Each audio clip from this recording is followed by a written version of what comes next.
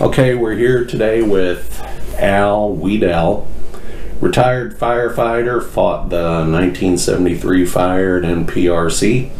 So Al, we usually just start off asking people, tell us a little bit about yourself. Where were you born? Where you went to school? When did you decide to become a firefighter? Well, start off, I went to school in University City, and I was on the UC Auxiliary with my dad at early times when I was about 17 years old. And I decided then that I wanted to be a fireman. I knew all the firemen in U City, and that hung out at the firehouse and that, and just loved them. They taught me a lot. I went in the service, and I was the damage control in the Coast Guard, and that was dealing with firefighting and shipwrecks and stuff. And I come out of that, and I come home on leave for 3 months. I was overseas for 3 years, and so I got 3 months leaving. And I stopped by the U City Firehouse, and one of the guys asked me what I was going to do for 3 months. And I says, I don't really know.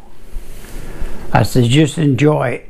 And well, I thought helping him out as being a handyman, and it turned out to be that the Olivette Fire Department assistant fire chief fell over a hose and broke both of his arms, and they needed somebody to fill in on their shift.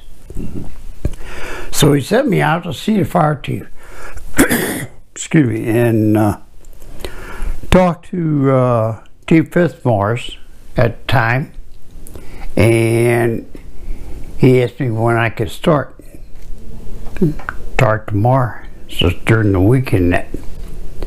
So I showed up the next morning, and I worked every other day for 3 months for the Olivette Fire Department.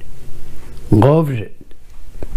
I got ready to go back in service, and after my leave, and asked the chief if you have an opening. I get out in 1963, and so if I get out, I'd like to join your department.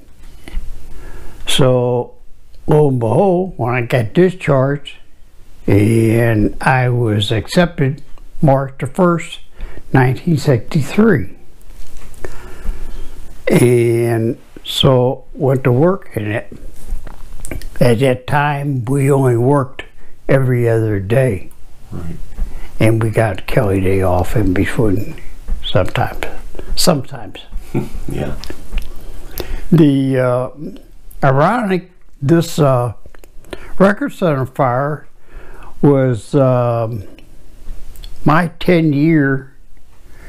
I've been at Olivette for 10 years at that time, and I was a driver, engineer. What was your rank in 73? Engineer. Okay. And there's a firefighter engineer fire.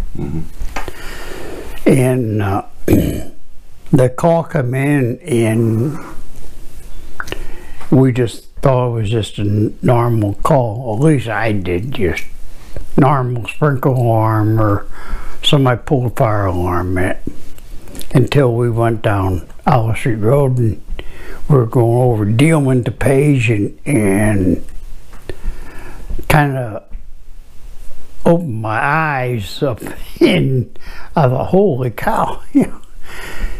So we got there, and I don't remember the other two men out on the truck. One of them could have been Captain Peters. I'm not sure.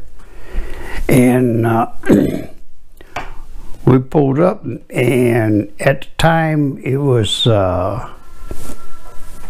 they had guys inside and they were going to do an outside attack and we were by to the outside and they had snorkels and baskets, ladder trucks set up on the outside perimeter of it, and we got there and they to pump into the snorkel or ladder truck. At that time, this time I don't remember which one it was, and so we just fed water to the other ladder truck, and the truck started. Well, we were there quite a while, and the truck started making kind of a funny noise in that. Terry Shull talked about that. There was one of the pumper trucks that was pumping into their snorkel, and apparently it was a brand new truck, and it burned up all the pump mechanism inside it. No, that wasn't it. Was it no. Ours was, the truck was 10 years old. It was a 63 Seagrave, and the fuel pump was going out of it, which found out later on. So the captain called back to the station to have him send a mechanic and that, and in between time what happened was we shut down, we disconnected, it would start and it would stop, start and it would stop. And they brought, we had a standby pumper, which was a 1950 International, and it was only 750 gallon pump on it, where the Seagrave was a 1250 pump. So they brought that over, the guy come over on that, and their idea was to take the Seagrave back to the station, try to get back to the station that the mechanic had come in. Well, the mechanic came to the record center and he changed the fuel pump at that time, took it off, went and found a new one, got it, come back and brought it back, and we had at that time changed over to the International and was pumping with the International, and they got the Seagrave fixed, and we changed back over, and the guys took the International back to the station with them and it. But that's about. I didn't fight no fire. I didn't see no fire except for what was coming out the windows at the top or the roof and that. Don't know what the inside looked like or anything else. All I know is the guy was talking about it, that when they first got there they said it was hot as hell, and on the inside and that. Do you remember when you were first able to lay eyes on that? You remember what the first thought that was going through your head as soon as you saw it? Was burning. You know, what was up on the top floor and what was making all that I wasn't really recognizing that it's a record center, so they have to have a lot of files in there. But I'm thinking, well, they don't have them on the roof, on the top floor, and that would be down in a secured area, and that, and it wasn't. And we had storage, not a storage, but we had a building, a warehouse in Olivette that the record center come over and they rented out after this fire, and they had the I want to say a Japanese American records put in there. So anybody that was an American, born Japanese, or that, and they had their records in there, and it was just a lot of file cabinets, just roll file cabinets. Yeah, I can remember it. So I kind of picture that being up on the top floor, why it was so much fire and everything else, and hard to get to, that made it just impossible. And that's why I lost 2 floors on the record center. So how long were you actually there on site then?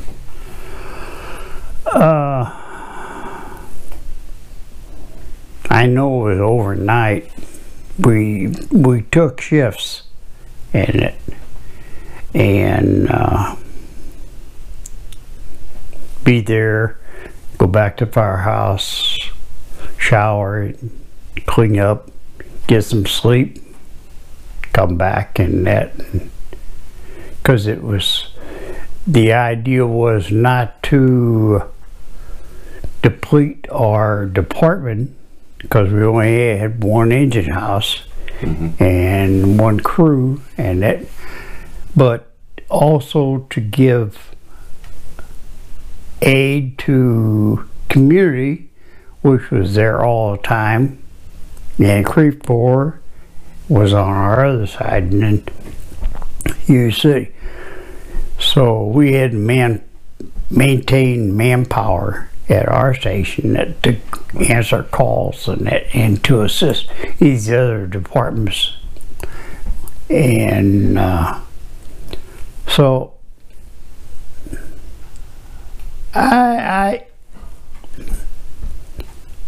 it went on for 3 days, so that I think we finally brought our truck back, and the pumper did find those after the fuel pump replacement. And he said he hasn't, the mechanic said that he don't ever remember a 10-year-old pumper in the fuel pump right away, you know. So you said in 73 you were an engineer. Right. Tell us a little about what your duties were as far as that position.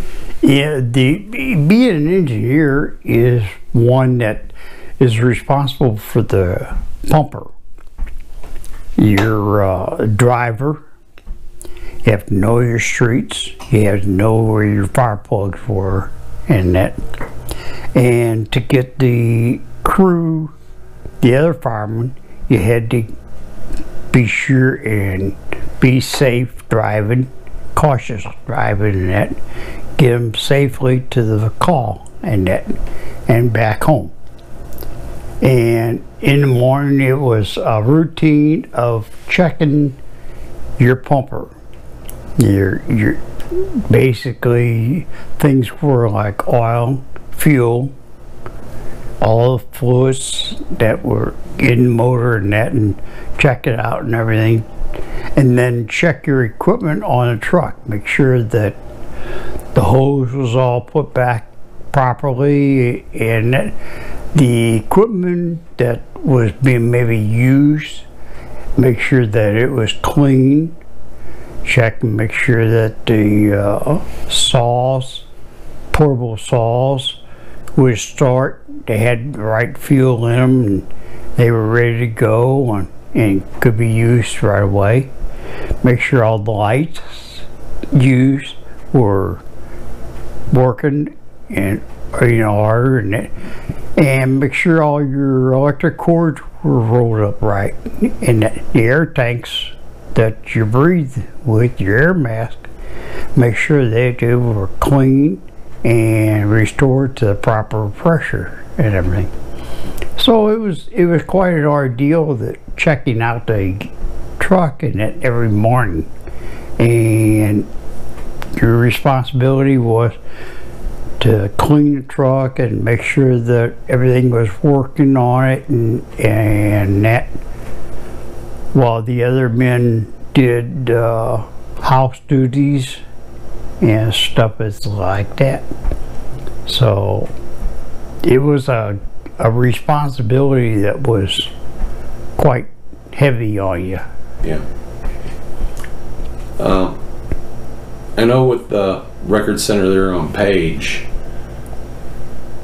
there weren't that many fire hydrants close by. Did you guys have to run hose anywhere else to get access to water? Like down off Dealman or anything like that?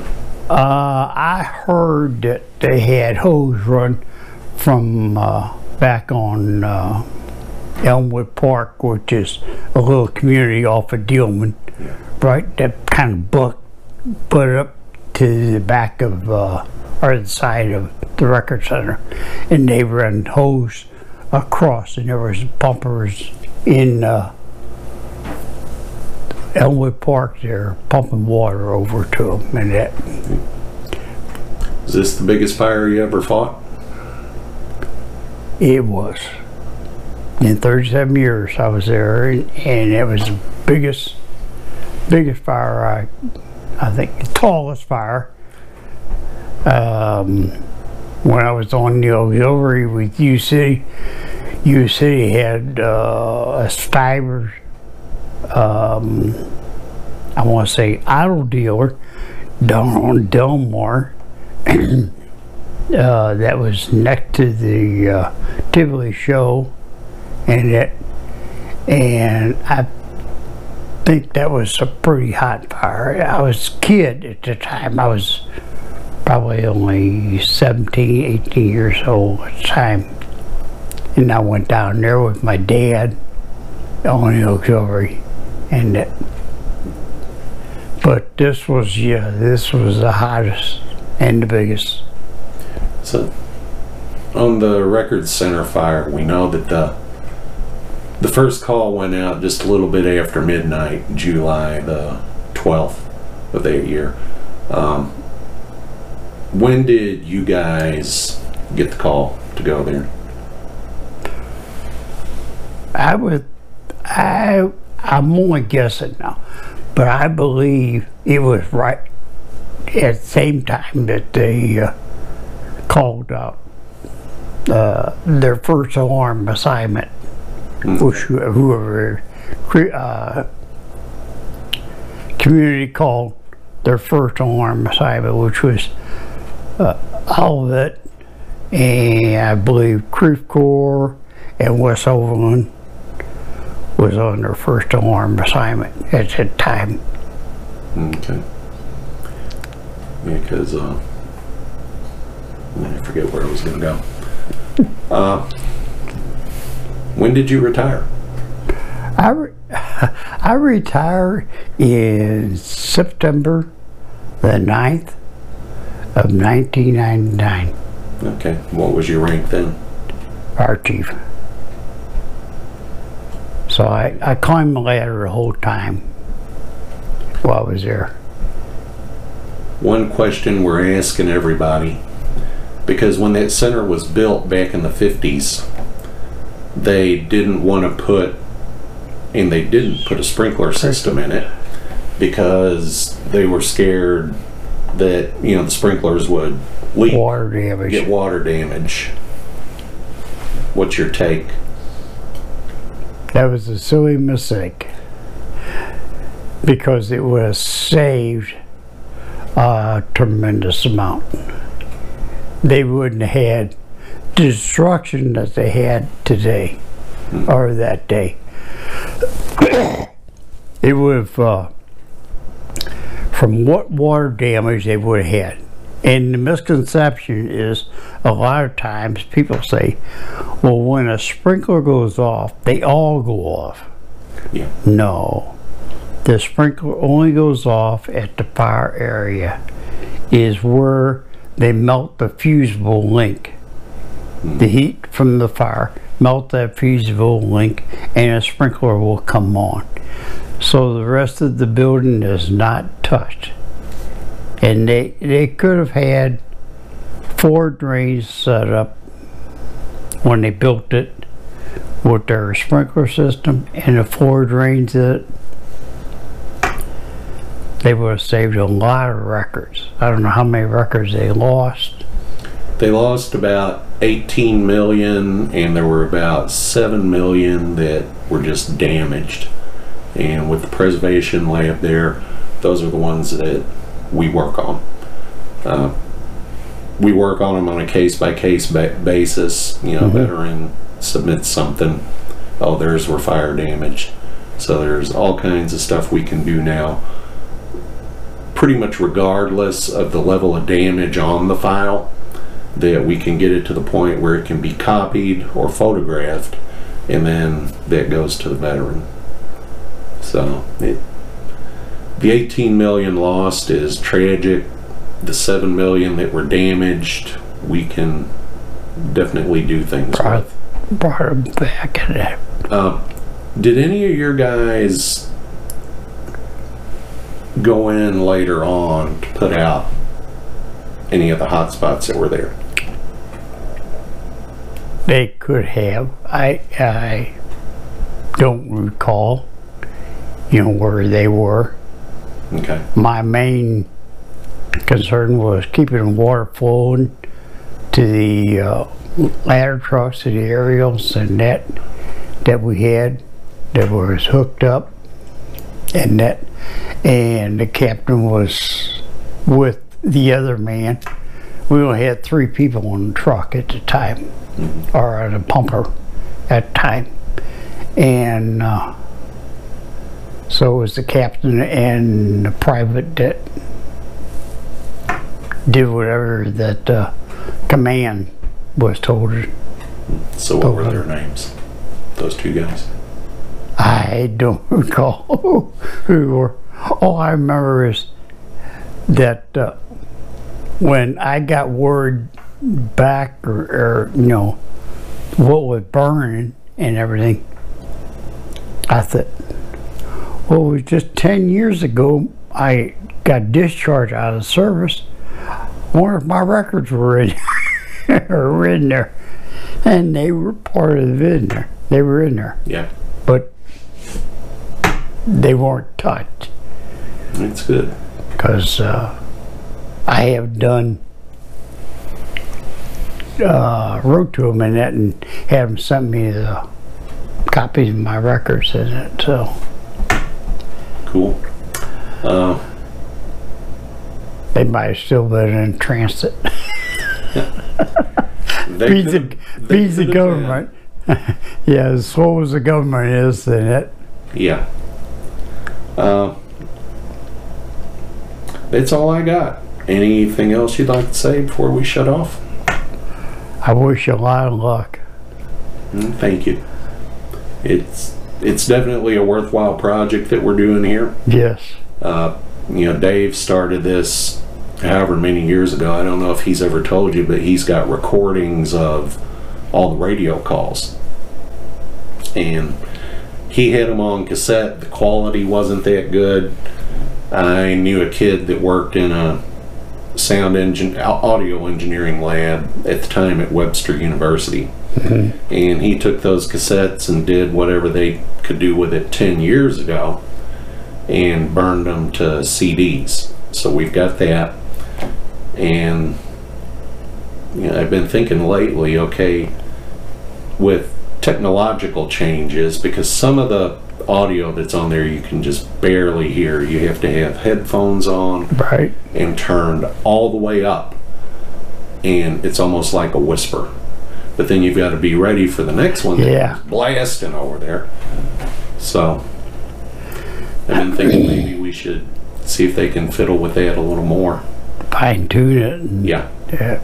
So, okay, well, thank you again for your time. Well, Mike, it's been a pleasure talking to you.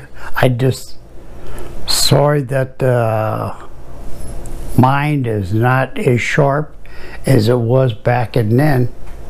So earlier, and I was trying to think of people that might be around at that time, but